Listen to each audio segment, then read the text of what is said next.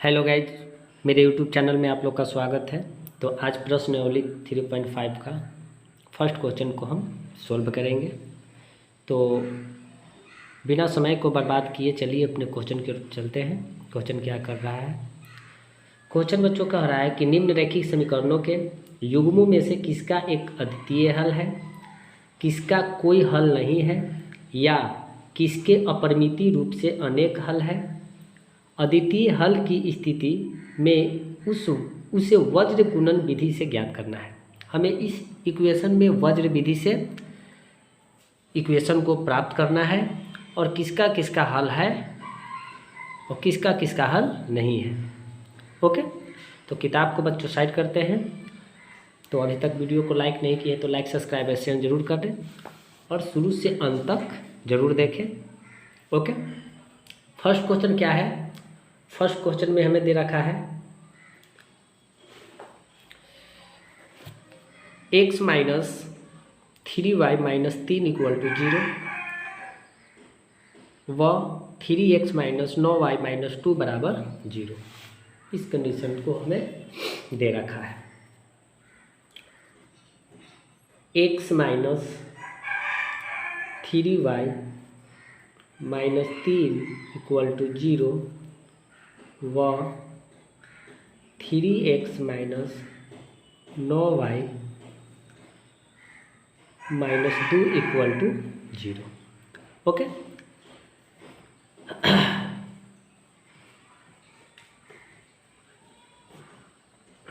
Three 3.5 का है बच्चों, क्लास 10th का। एनसीईआरटी किताब अपने पास जरूर रखें। तो चलिए हम बनाना चालू करते हैं। तो देखो बच्चों, यहाँ हमें क्या है, कॉन्सेप्ट को समझिएगा। a1 बराबर हमें x का गुना क्या है, एक छिपा हुआ रहता है एक।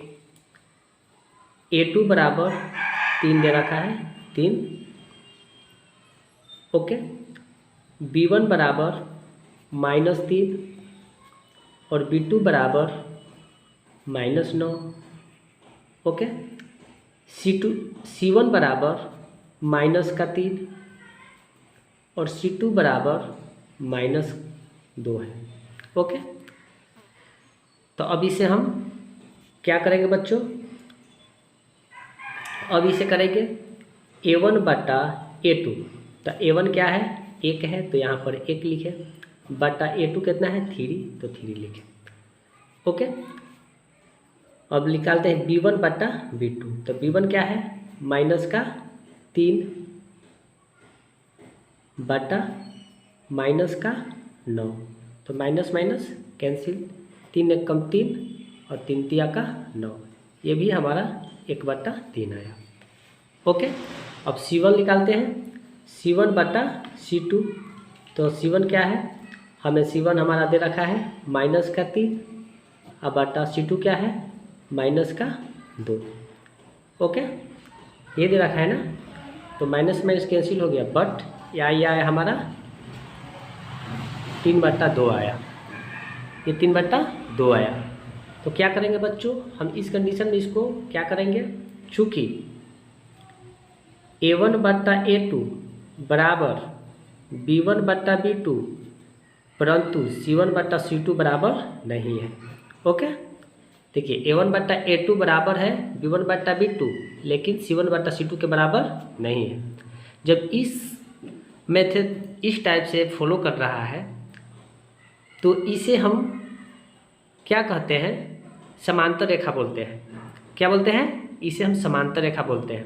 और जब ये समांतर रेखा बच्चों, आप लोग को पिछले वीडियो में जो बताया था, कुछ टेबल है और उस टेबल को आप लोग को बारे में बताया था कि इस टेबल को आप जान जाइएगा तो आपके लिए ये बहुत ही आसान हो जाएगा।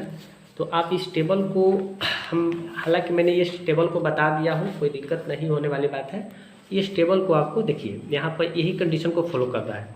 a1 बटा a2 बराबर है b1 बटा b2 परंतु नहीं बराबर है किसका, c1 बटा c2। और इसी को क्या कहते हैं, समांतर रेखा। इसका कोई हल नहीं हो सकता, इसका कोई हल हो ही नहीं सकता।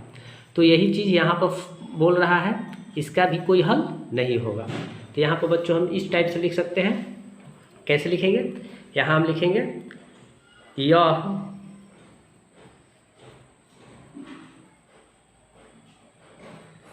समांतर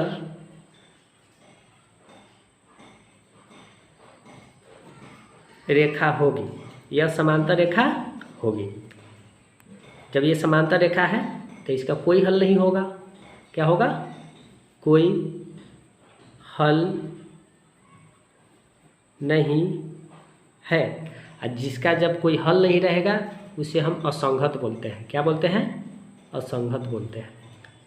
ओके, और यही आपका आंसर हो गया। तो फर्स्ट क्वेश्चन के तो मैंने अच्छे ढंग से बता दिया, कोई दिक्कत वाली बात नहीं था इसमें। हमें उम्मीद है कि आप लोग भी समझ गए होंगे अच्छे तरीके से। ओके, तो चलिए सेकंड क्वेश्चन में चलते हैं बच्चों। लाइट की प्रॉब्लम आ जा रही है, तो थोड़ा लाइट अच्छे ढंग से 2-3 दिन से बिजली अच्छे ढंग से नहीं दे पा रहा है, प्रॉपरली ढंग से नहीं, जो बोला जाता है ना, कुछ काम लगा हुआ है, इसी कारण डिस्टर्ब चल रहा है। तो तब पर भी यहाँ पे दिख रहा होगा अच्छे से, क्योंकि अब देखिए सेकंड क्वेश्चन क्या है। सेकंड क्वेश्चन में कहा गया है कि 2x प्लस वाई बराबर 5 व 3x प्लस 2y बराबर 8 दे रखा है। तो चलिए ये भी क्वेश्चन को हम बनाना चालू करते हैं। सर्दी हो रहा है, तबीयत 2 दिन से खराब है बच्चों। आप लोग को कैसे पढ़ा रहा हूँ, मैं ही जा रहा हूँ। फर्स्ट का दूसरा क्वेश्चन है बच्चों। Okay, 2x plus Y equal to 5 व 3x plus 2y equal to 8। ये हमारा समीकरण 1 है और ये समीकरण 2 है। ओके, अब क्या करेंगे बच्चों, उसी प्रकार इसको भी फॉलो करेंगे। a1 बराबर क्या हो जाएगा? 2, तो a2 बराबर हो जाएगा 3। ओके, b1 बराबर हो जाएगा 1। देखिए y का गुणांक 1 से पर आता है, तो b2 बराबर क्या हो जाएगा? 2। तो चलिए यहीं से पता चल गया कि ये बराबर नहीं है। क्यों नहीं? देखिए a1 बटा a2, तो a1 कितना है? 2, a2 कितना है? 3। अब देखिए b1 बटा b2, b1 बटा b2, तो b1 कितना है? 1, और b2 कितना है? 2। तो देखिए ये 2 बटा 3 है, ये 1 बटा 2 है। तो अगर ये इस टाइप कंडीशन का फॉलो कर रहा है तो इसको कैसे लिखेंगे बच्चों? चूँकि जब ये कंडीशन को फॉलो करें तो इसको इस प्रकार लिखेंगे, a1 बटा a2 बराबर नहीं है किसका? b1 बटा b2 का। ओके, और जब ये फॉलो कर रहा है कि a1 बटा a2 बराबर नहीं है b1 बटा b2, उस कंडीशन में बच्चों हम यहाँ पर क्या करेंगे कि इसको अद्वितीय हल हो जाएगा, और जिसका अद्वितीय हल हो जाएगा उसे हम वज्र विधि के द्वारा निकाल पाएंगे। तो यहाँ पर लिखेंगे अतः इसका अद्वितीय हल होगा, इसका अद्वितीय हल होगा। और जब अद्वितीय हल होगा वो क्या हो जाता है बच्चों? वो हो जाता है संगत हो जाता है। ओके, वो क्या हो जाता है? संगत हो जाता है। समझ रहे हैं ना? तो अब इसको क्या करेंगे? अद्वितीय हल निकालेंगे। तो अब हम इक्वेशन को तैयारी करेंगे। तो देखिए इक्वेशन में हमें दे रखा है, यहाँ पे बच्चों दे रखा है क्या? 2x प्लस वाई बराबर 5। तो इसको समीकरण में पहले बदल लेते हैं। तो 2x प्लस वाई, ये प्लस है तो बराबर किस साइड आएगा? तो क्या हो जाएगा? -5 इक्वल टू 0। ये समीकरण हमारा 1 हो गया। फिर क्या है बच्चों? यही में है कि 3x प्लस 2y बराबर 8 है। ओके, यही क्वेश्चन का है। तो इसको इक्वेशन में बदलेंगे तो 3x प्लस 2y, ये प्लस है बराबर की साइड आएगा तो क्या आ जाएगा? -8 इक्वल टू 0। और ये समीकरण 2 आ गया। ओके, अब हम इसे वज्र विधि के सहायता से हम ये समीकरण को सोल्व करेंगे। तो वज्र विधि क्या होता है बच्चों? देखिए वज्र विधि होता है वज्र गुणन विधि। अगर आप नहीं जानते हैं वज्र विधि गुणन तो आज सीख लीजिए कि वज्र विधि से हम कैसे निकाल पाते हैं। तो देखिए फर्स्ट में क्या करना है बच्चों, आप लोग को ईजिली से बता रहा हूँ, एकदम गांव भर का जो स्टूडेंट है जो गांव से बिलोंग करते हैं उसको एकदम परफेक्ट तरीका से एकदम मैं समझा रहा हूँ सभी गांव के लिए कि मेरा लैंग्वेज समझ पाए। देखिए वज्र गुणन विधि क्या होता है, यहाँ पर x लिखिएगा और यहाँ पर y और यहाँ पर 8, ये आप लिखना है। ओके, अब देखिए और ये जो है x y 1 जो है, ओके, इसका नीचे लिखिएगा। देखिए इसका नीचे देखिए x, ये कितना है, यहाँ पर 2 है तो 2, ओके, इसमें कितना है 3 है तो 3, ओके, बात समझ रहे हैं ना। फिर क्या करना है बच्चों,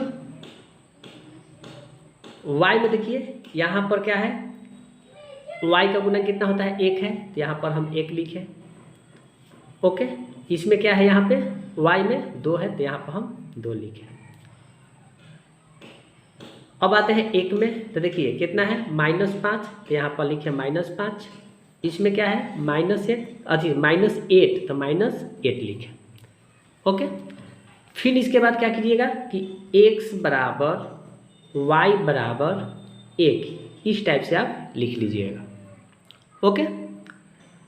अब क्या करना है यहाँ पर बच्चों कि अब ये वाला x का मान ज्ञात करना हो तो ये वाला आपको ये वाला ऐसे करके आपको लुप्त कर देना है।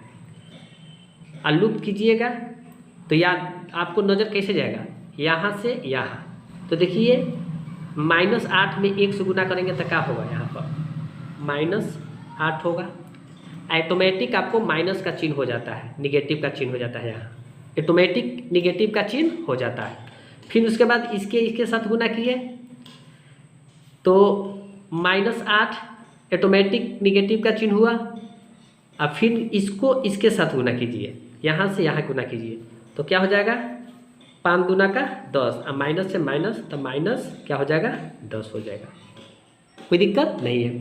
अब हम y का चिन्ह को ऐसे तोप लेते हैं, ध्यान से देखिए, ये तोप लिए तो देखिए आपको क्या नज़र आ रहा है, आपको डायरेक्ट यहाँ से नज़र आ रहा होगा, यहाँ ये नज़र गया तो इसके साथ गुना कीजिए तो माइनस है तो क्या हो जाएगा -15, ऑटोमेटिक निगेटिव का चिन्ह होता है, ओके, बात समझ रहे हैं ना।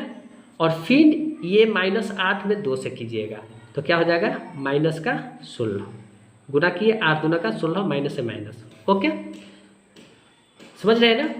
फिर यहाँ पर बच्चों करना है, अब ये वाला चिन्ह को ऐसे आप ये वाला बंद कर दीजिए, एक को तोप लीजिए तो देखिए आपको क्या नज़र आ रहा होगा, तो आपको नज़र आ रहा होगा यहाँ पर, यहाँ से ये नज़र आ रहा है तो इसके लिए क्या हो जाएगा 4, अब -3 में 1 से गुना करेंगे तो 3, कोई दिक्कत नहीं है।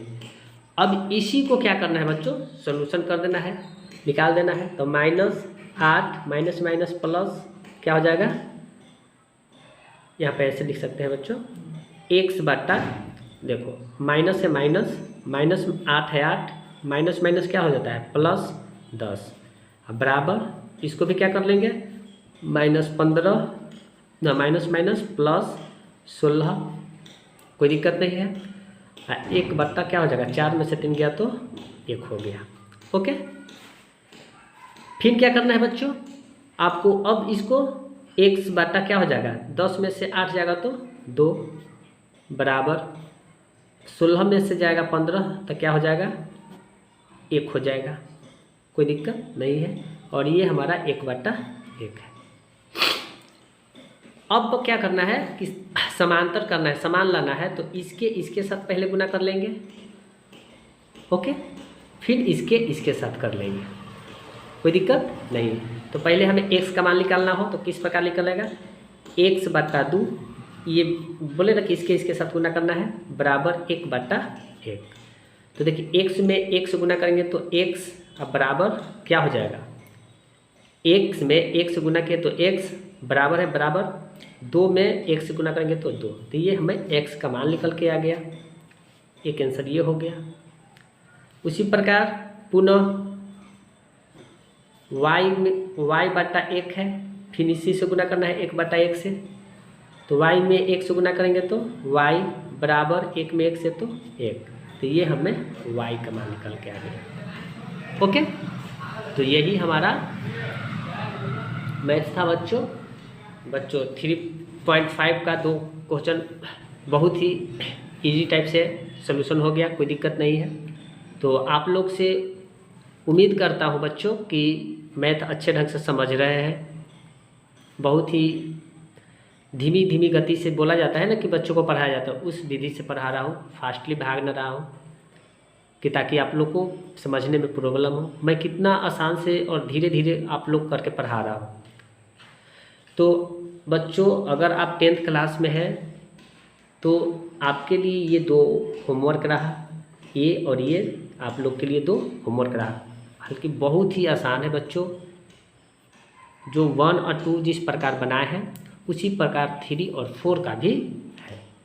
तो आप लोग के लिए ये 2 होमवर्क रहा। अगर बनेगा तो अच्छा बात है, कमेंट में ज़रूर बताएं। न भी बनेगा तो भी कमेंट में करके बताएंगे कि हाँ सर नहीं बना, मैं आपको लिए फिर से ये वीडियो 2 बना दूँगा। ओके, और जिस स्टूडेंट से अगर बन जाएगा तो वो आंसर डायरेक्ट कमेंट बॉक्स में बताएं। तो बच्चों आज की क्लास यहीं तक रहेगी, अगले फिर नेक्स्ट वीडियो में मिलते हैं नए अंदाज के साथ। अगर मेरे चैनल पर नए हैं तो चैनल को सब्सक्राइब, लाइक एंड शेयर ज़रूर करें। जय हिंद बच्चों।